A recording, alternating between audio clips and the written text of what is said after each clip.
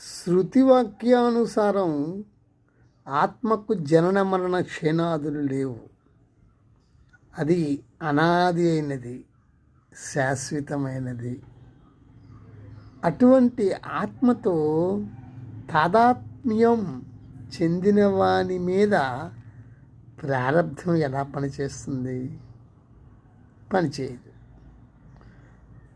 అంటే ప్రారబ్ధం ఎవరికి పనిచేస్తుంది అంటే, ఈ శరీరము వివిధ జన్మలలో చేసిన కర్మల ఫలం కనుక ప్రారబ్ధం దేహానికి అన్వయిస్తుంది, కానీ ఆత్మకు కాదు. ఆత్మ కర్మ నిర్మితం కాదు. దేర్ఫోర్ నీవు శరీరంతో తాదాత్మ్యం చెందితే నీకు అన్ని అనర్థాలు వస్తాయి. ప్రారబ్ధం వస్తుంది. ఓకే, అదే ఆత్మతో తాదాత్మ్యం చెందినప్పుడు నీకు ప్రారబ్ధం లేనే లేదు. అది విషయం.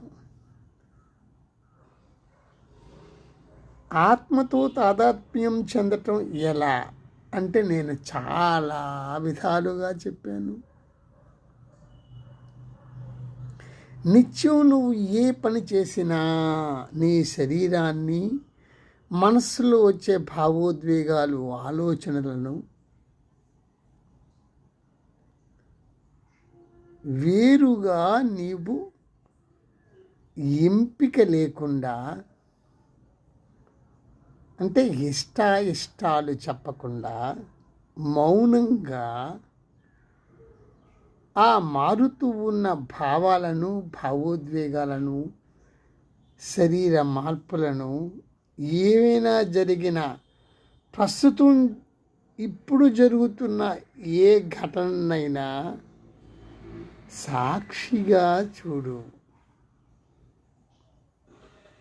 అంటే వ్యాఖ్య చేస్తూ చూడకు. అది అలా జరగని, దాన్ని నువ్వు ఏమీ మార్చొద్దు, దాన్ని ఏమీ కామెంట్ చేయొద్దు. దాన్ని సాక్షిగా చూడు. అప్పుడు కొన్నాళ్ళకి నీకు నేను ఆత్మను, ఈ శరీరము, భావోద్వేగాలు వేరుగా